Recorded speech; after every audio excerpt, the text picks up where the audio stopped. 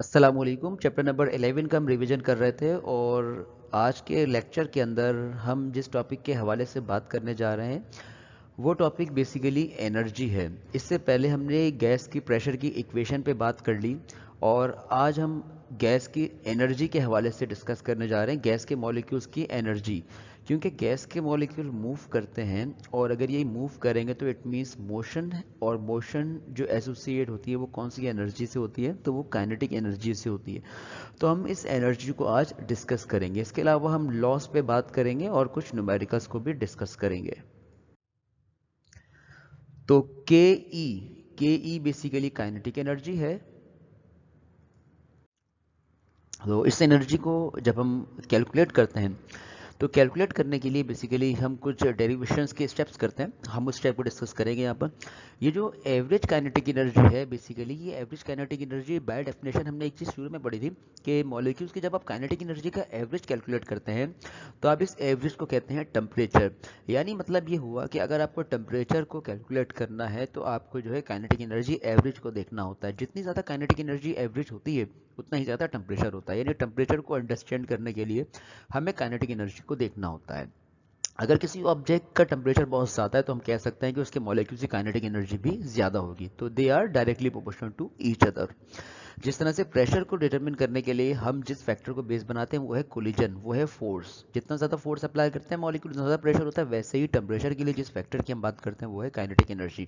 तो शुरुआत करते हैं हम काइनेटिक एनर्जी की इस डेरिवेशन के अंदर जो सिंबल्स आ रहे हैं उसको समझने से।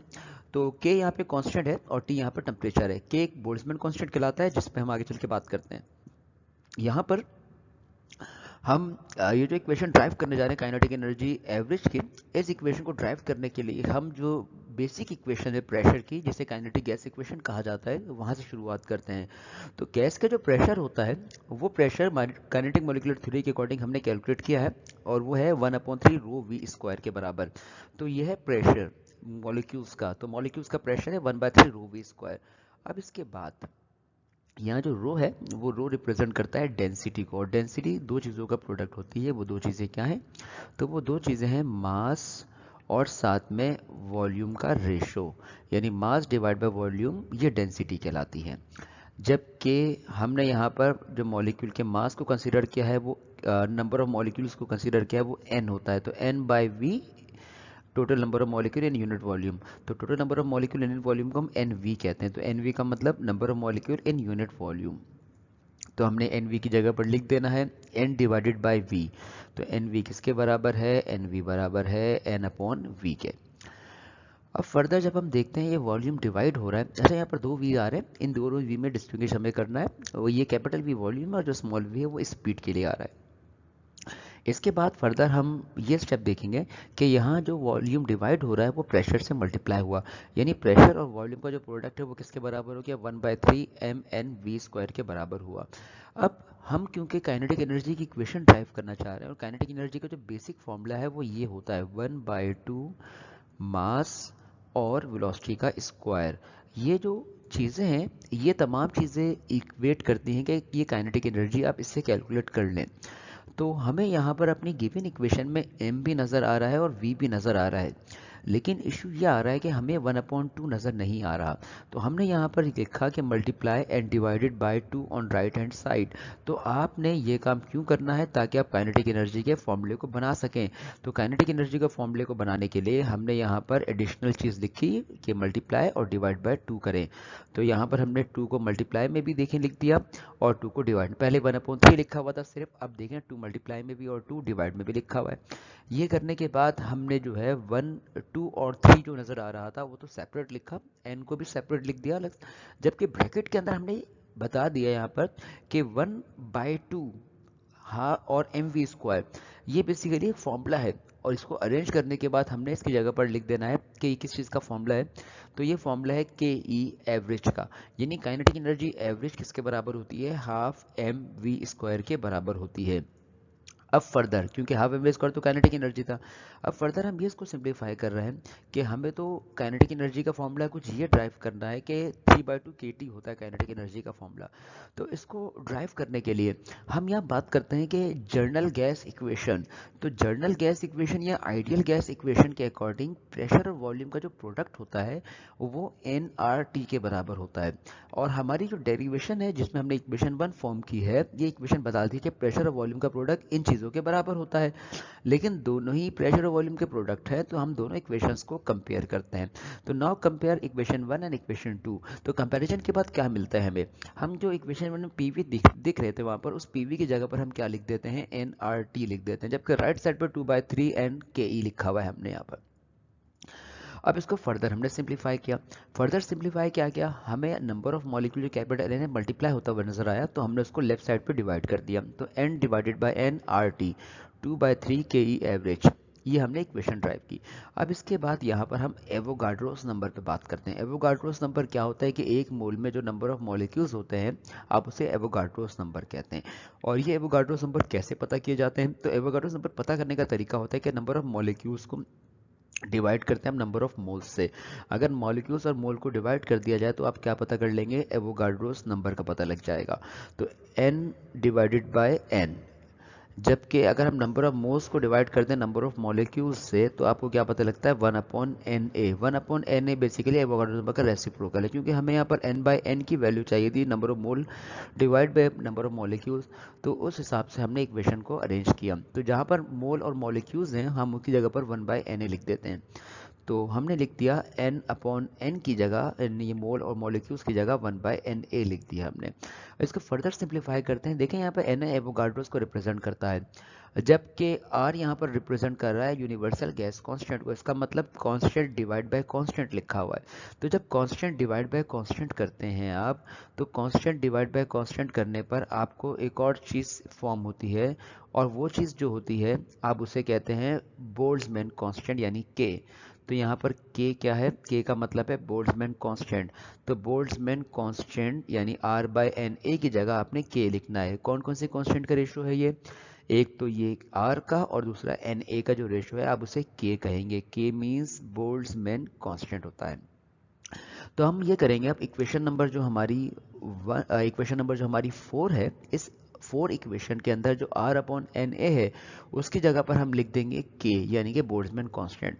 तो हमने यही किया कि K की जगह पर हमने R/Na की जगह लिख दिया हमने K, और साथ में T एज इट इज लिखा रहने दिया। ये करने के बाद जो राइट साइड थी वो तो सेम रहेगी, जो पहले थी वही है 2/3 KE एवरेज। तो हमें काइनेटिक एनर्जी का फॉर्मूला अगर बनाना हो तो 3 जो डिवाइड हो रहा है उसको लेफ्ट साइड पे मल्टीप्लाई में और 2 को मल्टीप्लाई से डिवाइड में भेज देंगे। तो काइनेटिक एनर्जी एवरेज किसके बराबर होगा, 3/2 KT। यही हमें ड्राइव करना था कि गैस के मॉलिक्यूल की काइनेटिक एनर्जी जो है बराबर होती है 3/2 KT। के बोल्ट्जमैन कांस्टेंट जो कि R/Na है, और इसकी वैल्यू होती है 1.38 10⁻⁻23 जूल पर केल्विन होती है। अब अगर हम यहाँ देखें इस इक्वेशन के अंदर, तो 3, 2 और K ये सारी वैल्यूज़ कांस्टेंट वैल्यूज़ हैं जो चेंज नहीं होती हैं। तो हमने अगर इन को बता दिया कि यहाँ जो कांस्टेंट है, इन कांस्टेंट को अगर रिमूव किया जाए तो कांस्टेंट को रिमूव करने पे प्रोपोर्शन का साइन हमें लगाना होता है। तो हमने यहाँ पर एक प्रोपोर्शन का साइन लगाया। तो प्रोपोर्शन का साइन हमें क्या बता रहा है, कि बता रहा है कि टेम्परेचर और काइनेटिक एनर्जी आपस में डायरेक्ट रिलेशनशिप में आते हैं। अगर आपको टेम्परेचर को चेंज करना है तो आपको काइनेटिक एनर्जी को चेंज करना पड़ेगा। If we increase the kinetic energy so we increase the temperature. या अगर हम गैस को हीट करते हैं तो गैस को हीट करने पर आप उसके मॉलिक्यूल्स की काइनेटिक एनर्जी को बढ़ा सकते हैं। तो ये हमने इक्वेशन को फाइनलाइज किया। अब हम बात करने जा रहे हैं deduction of gas laws. Gas laws की कुछ डेरिवेशन से इस पर बात करेंगे। हमने 2 लॉस अपने शुरू के लेक्चर्स में देखे थे, जिसमें बॉयल्स लॉ और चार्ल्स लॉ था। बॉयल्स लॉ दरअसल प्रेशर और वॉल्यूम के रिलेशनशिप का नाम होता है, और उस लॉ के मुताबिक हमने ये देखा था कि वॉल्यूम अगर हम इंक्रीज करते हैं तो प्रेशर डिक्रीज हो जाता है। और चार्ल्स लॉ की अगर मैं आपसे बात करूं तो चार्ल्स लॉ बेसिकली क्या होता है, वॉल्यूम और टेम्परेचर का रिलेशन का नाम होता है। ये डायरेक्ट रिलेशनशिप होता है, मतलब वॉल्यूम और टेम्परेचर को, अगर वॉल्यूम टेम्परेचर को आप बढ़ा देते हैं तो इट मीन्स वॉल्यूम बढ़ जाता है।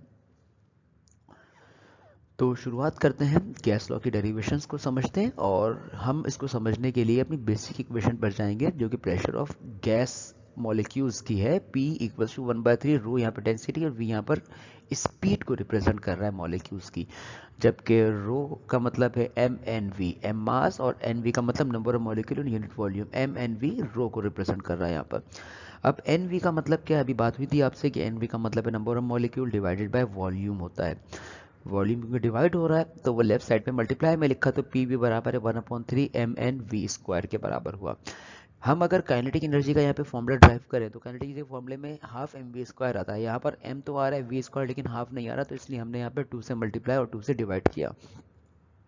तो 2 से मल्टीप्लाई और 2 से जब डिवाइड किया हमने, तो कुछ इक्वेशन हमारी इस तरह की फॉर्म हुई। इक्वेशन फॉर्म होने के बाद हमने सेपरेट इंडिकेट करवा दी कि जो हाफ MV स्क्वायर है बेसिकली ब्रैकेट के अंदर ये फॉर्मूला कंप्लीट कर रही है, और ये किसका फॉर्मूला कंप्लीट कर रही है, KE का फॉर्मूला कंप्लीट कर रही है, काइनेटिक एनर्जी का फॉर्मूला कंप्लीट, क्योंकि यहाँ पर एवरेज वेलोसिटी की बात हो रही है तो हम काइनेटिक एनर्जी भी एवरेज ही लेंगे। और एवरेज काइनेटिक एनर्जी बराबर होती है 3/2 kT, के बोल्ट्जमैन कांस्टेंट है और टी यहाँ पर टेम्परेचर होता है। तो हमने लिखना है काइनेटिक एनर्जी एवरेज की जगह पर 3/2 kT। तो देखें 2 और 2 वो तो कैंसिल हो गया, जबकि 3 और 3 भी कैंसिल कर दिया हमने, रह क्या गया फिर हमारे पास नंबर ऑफ मॉलिक्यूल्स रह गए, के यानी बोल्ट्जमैन कांस्टेंट रह गया और टी यानी कि टेम्परेचर रह गया। तो पीवी किसके बराबर हुआ, तो पीवी बराबर हुआ एन के टी के। तो एन नंबर ऑफ मॉलिक्यूल्स, के बोल्ट्जमैन कांस्टेंट और टी यहाँ पर टेम्परेचर को रिप्रेजेंट करता है।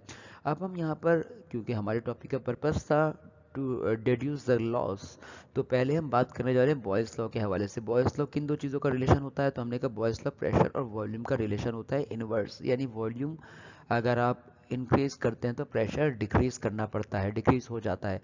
तो P और V इनवर्स में आते हैं, तो V इंक्रीज करेंगे तो P डिक्रीज हो जाएगा, ये बॉयल्स लॉ होता है। तो हमने इसी बात को अब यहाँ पे प्रूफ करना है। तो प्रूफ करने के लिए हमने अपनी बेसिक इक्वेशन को उठाया और कहा कि P और V का जो प्रोडक्ट होता है वो NKT के इक्वल होता है। तो हमने लिखा PV इक्वल्स टू NKT, और यहाँ बता दिया क्योंकि बॉयल्स लॉ के अंदर P और V तो वेरी करते हैं लेकिन टेम्परेचर वेरी नहीं करता, टेम्परेचर को कांस्टेंट रखा जाता है। तो उसी बात को यहाँ पर लिख दिया कि टेम्परेचर रिमेन्स कांस्टेंट, यानी T तो यहाँ कांस्टेंट है, के भी वाले से कांस्टेंट है, Boltzmann constant, N number of molecule, क्योंकि हम एक गिवन मास की बात करते हैं और मास चेंज नहीं करते, तो इसका मतलब एन के टी में ये तमाम चीज़ें कांस्टेंट हैं, तो इसका मतलब P V equal to constant आ रहा है। तो बॉयल्स लॉ का मतलब यही होता है। तो आप देखें कि वी और पी इनवर्स में आ रहे हैं, तो पी और वी की जब आप इक्वेशन फॉर्म करते हैं तो पी और वी की इक्वेशन क्या होती है, ये कांस्टेंट के बराबर आती है। तो आप कह सकते हैं कि P V equal to constant आने का मतलब आपने किसकी डेरिवेशन कंप्लीट कर ली, आपने बॉयल्स लॉ की डेरिवेशन कंप्लीट कर ली। अब हम बात करने जा रहे हैं चार्ल्स लॉ के हवाले से। तो चार्ल्स लॉ की डेरिवेशन करने के लिए हमें प्रीवियस स्टेप को ही रेफरेंस बनाना है जिसमें था P V equals to N K T. अब चार्ल्स लॉ के अकॉर्डिंग वॉल्यूम और जो टेम्परेचर होता है इनका प्रोडक्ट, इनका जो है प्रोपोर्शन बेसिकली डायरेक्ट में आता है, मींस टेम्परेचर इंक्रीज करेंगे तो वॉल्यूम भी इंक्रीज हो जाएगा। तो चार्ल्स लॉ की इक्वेशन कुछ ये होती है कि V by T equals to constant, ये चार्ल्स लॉ की इक्वेशन है। यहाँ पर जैसे V और T वेरी कर रहे हैं, यहाँ पर भी एक चीज़ वेरी नहीं करती, वो क्या है, प्रेशर वेरी नहीं करता। तो हमने लिख देना है कि प्रेशर वेरी नहीं करता, प्रेशर इज कांस्टेंट। तो इस इक्वेशन में जो P V equals to N K T था, यहाँ पर प्रेशर जो मल्टीप्लाई हो रहा है उसको राइट पे भेज के डिवाइड कराया ताकि V अपॉन टी की इक्वेशन बना सकें हम। तो V अपॉन टी की इक्वेशन बनाने के लिए हमने बता दिया कि P डिवाइड में चला गया, यहाँ पर K कांस्टेंट है, N नंबर ऑफ मॉलिक्यूल्स है और T यहाँ पर टेम्परेचर और P यहाँ प्रेशर है। क्योंकि K चेंज नहीं हो रहा, कांस्टेंट है नंबर ऑफ मॉलिक्यूल्स और प्रेशर कांस्टेंट है, तो इसलिए हम यहाँ पर लिख सकते हैं कि N K और P ये सब क्या है, कांस्टेंट सिवाय T के। तो T यहाँ पे कांस्टेंट नहीं है, और जब कांस्टेंट हटाएंगे तो क्या मिल जाएगा, V प्रोपोर्शनल टू T। तो V प्रोपोर्शनल टू T या V by T equal to constant अगर मैं लिख दूं यहाँ पर, तो इसका मतलब मैंने कौन सा लॉ ड्राइव कर लिया, मैंने चार्ल्स लॉ को ड्राइव कर लिया। तो चार्ल्स लॉ की डेरिवेशन होती है V by T equal to constant.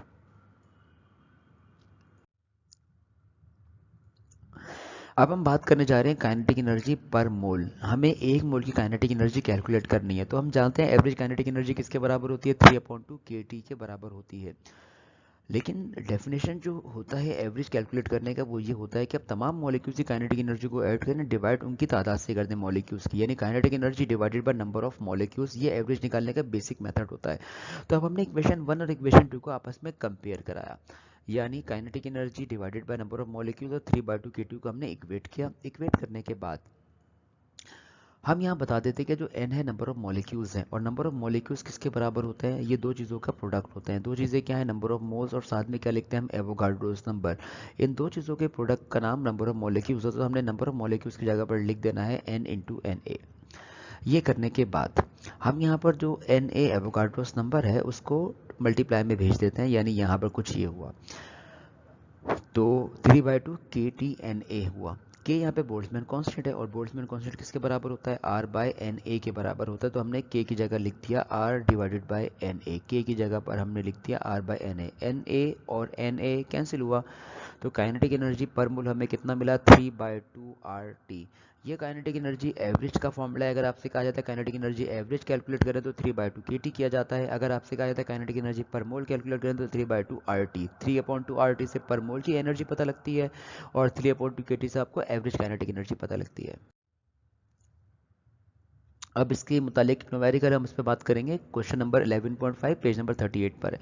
Question के अंदर हमसे कहा जा रहा है कि आप एवरेज काइनेटिक एनर्जी बताइए क्या होगी, और इसके अलावा बताइए काइनेटिक एनर्जी पर मोल क्या होगी। हमें दो काइनेटिक एनर्जी कैलकुलेट करनी है, और जो मॉलिक्यूल्स हमारे पास हैं वो आइडियल गैस के हैं, और किस टेम्परेचर पता करनी है, 0 डिग्री सेंटीग्रेड पे पता करनी है हमें।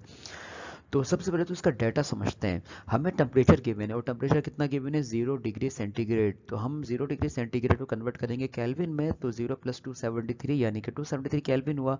के और आर कांस्टेंट होते हैं। के मींस बोल्ट्जमैन कांस्टेंट, जिसकी वैल्यू होती है 1.38 10⁻⁻23, जबकि आर यूनिवर्सल गैस कांस्टेंट, जिसकी वैल्यू 8.31 जूल पर मोल पर केल्विन होती है। हमें यहाँ पे दो एनर्जी कैलकुलेट करनी है, काइनेटिक एनर्जी एवरेज भी और काइनेटिक एनर्जी पर मोल भी। तो ये हमारी रिक्वायरमेंट भी है, काइनेटिक एनर्जी एवरेज और काइनेटिक एनर्जी पर मोल। तो पहले हम कैलकुलेट करते हैं काइनेटिक एनर्जी एवरेज, और एवरेज काइनेटिक एनर्जी कैसे पता की जाती है, 3/2 मल्टीप्लाई बाय के मल्टीप्लाई बाय टी, यानी 3/2 के टी, या काइनेटिक एनर्जी एवरेज का फॉर्मूला होता है। तो हम यहाँ पे वैल्यू सब्स्टिट्यूट करते हैं। पहले बोल्ट्जमैन कांस्टेंट की वैल्यू लिखेंगे 1.38 10⁻⁻23, फिर टेम्परेचर की वैल्यू लिखेंगे 273, और उनको सिंप्लीफाई करेंगे। तो हमने 1.38 10⁻⁻23 और 273 को प्रोडक्ट लिया, तो हमें ये मिला। प्रोडक्ट लेने के बाद और डिवाइड में 2 हमने लिखा रहने दिया। जब हम डिवाइड करते हैं तो डिवाइड करने पे हमें जवाब मिलता है 5.65 10⁻⁻21, क्योंकि एनर्जी मालूम की है, और एनर्जी का यूनिट जूल होता है। तो ये काइनेटिक एनर्जी एवरेज हमने डिटरमिन कर ली। काइनेटिक एनर्जी एवरेज का फॉर्मूला 5.65 10⁻⁻21 जूल हमें मिला। अब हमें पता करना है काइनेटिक एनर्जी पर मोल। क्या मतलब काइनेटिक एनर्जी पर मोल, तो काइनेटिक एनर्जी पर मोल का मतलब ये हुआ कि आपने जो पता किया वो एवरेज काइनेटिक एनर्जी पता किया। एवरेज काइनेटिक एनर्जी का मतलब क्या है, एवरेज काइनेटिक एनर्जी का मतलब तमाम मॉलिक्यूल्स की एक ही आपने वैल्यू को, एक ही वैल्यू से अपने तमाम मॉलिक्यूल्स की एनर्जी को रिप्रेजेंट करना है। उसकी वैल्यू 5.65 10⁻⁻21 जूल होती है। जब हम काइनेटिक एनर्जी पर मोल की बात करते हैं, पर मोल का मतलब क्या है, पर मोल का मतलब है एक मोल के अंदर 6.0 10⁻23 मॉलिक्यूल्स होते हैं। तो हमने तो सिर्फ और सिर्फ एक मॉलिक्यूल्स की एनर्जी पे बात की है, तो हमें सारे मॉलिक्यूल्स की एनर्जी कैलकुलेट करनी है। तो सारे मॉलिक्यूल्स की एनर्जी कैसे कैलकुलेट करें, 3/2 multiply by R multiply by T, ये फॉर्मूला है। तो वैल्यू सब्स्टिट्यूट करते हैं। 3/2 आर की वैल्यू 8.31 और टी की वैल्यू 273 होती है। तो 3 8.31 और 273 मल्टीप्लाई हुआ, तो मल्टीप्लाई हो गया, हमें जवाब मिला 6805, जिसको 2 से डिवाइड करेंगे तो 3402.945 जूल पर मोल। ये हमें काइनेटिक एनर्जी पर मोल का पता लगा। यानी कहने का मतलब ये है कि अगर आप इसी वैल्यू को मल्टीप्लाई कर देते 6.02 से, और 10 की पावर साथ में लिखते आप 23, तो बेसिकली आपको क्या पता लग जाता, आपको काइनेटिक एनर्जी पर मोल। उसी को हमने इस फॉर्मूले से भी डिटरमिन किया, 3/2 आर टी से। बात एक ही है, आपकी मर्जी पर है, आप इसको चाहे तो इससे मल्टीप्लाई करते हैं, या तो आप इस मेथड से कैलकुलेट कर लें। तो ये हो गई एक मोल की काइनेटिक एनर्जी, और ये हो गई एक सिंगल मॉलिक्यूल की काइनेटिक एनर्जी। अब हम बात करते हैं मॉलिक्यूल की स्पीड के हवाले से। तो मॉलिक्यूल की स्पीड के मुख्तलिफ तरीके हैं कैलकुलेट करने के। तो हम जानते हैं बेसिक प्रेशर की इक्वेशन होती है P = 1/3 रो वी स्क्वायर। रो यहाँ पर डेंसिटी और V यहाँ पर स्पीड है। तो हमें क्योंकि स्पीड का फॉर्मूला ड्राइव करना है, तो स्पीड का फॉर्मूला ड्राइव करने के लिए 3 और P जो हम रो जो नज़र आ रहा है, हमने उसको लेफ्ट पे ट्रांसफ़र किया। 3 डिवाइड से मल्टीप्लाई हुआ और रो मल्टीप्लाई से डिवाइड हुआ। इसके बाद square root on both sides किया हमने। जब स्क्वायर रूट दोनों तरफ किया तो स्क्वायर रूट लेने के बाद आप देखें ये रूट का साइन है, ये मीन का साइन है, और ये 2 यानी स्क्वायर है। तो हमने इसको शॉर्ट में लिख दिया VRMS।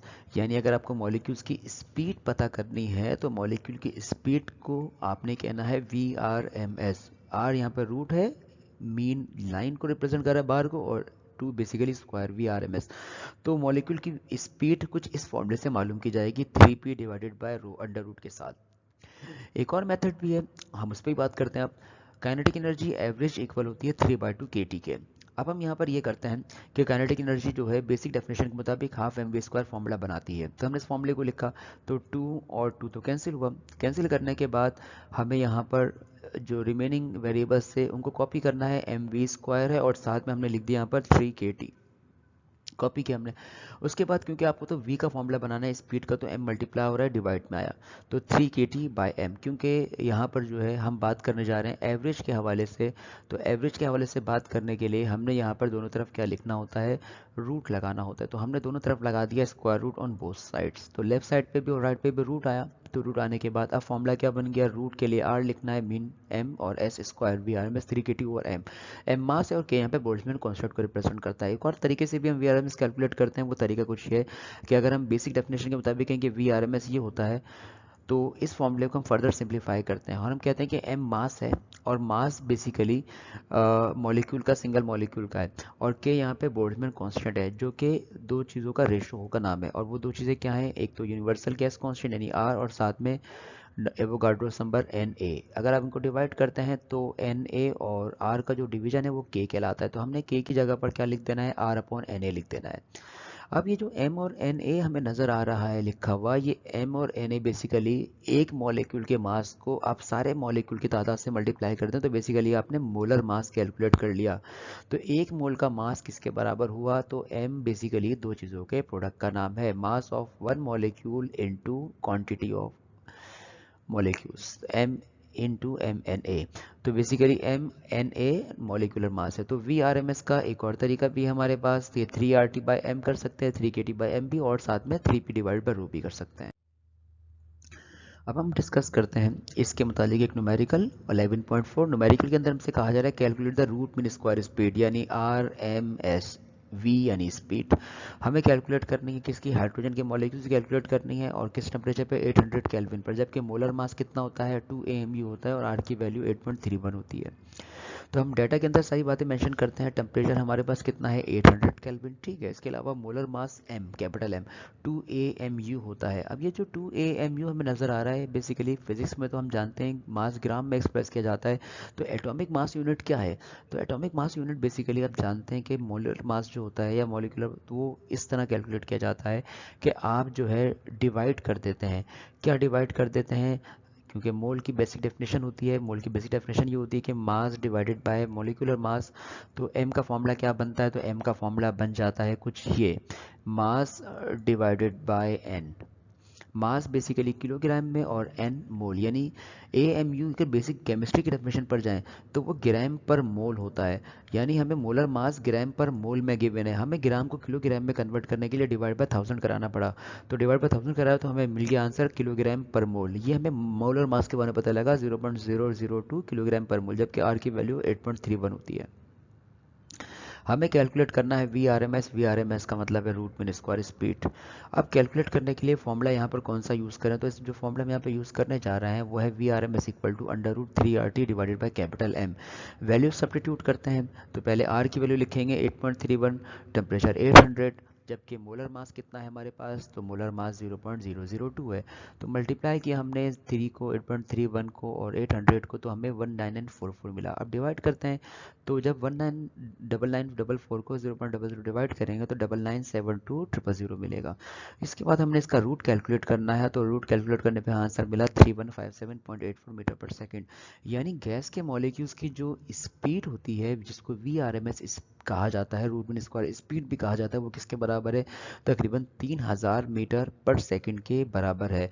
तो अपने इस लेक्चर को अब हम यहीं पर वाइंड अप करते हैं। इंशाल्लाह आपसे अब नेक्स्ट लेक्चर के अंदर मुलाकात होती है।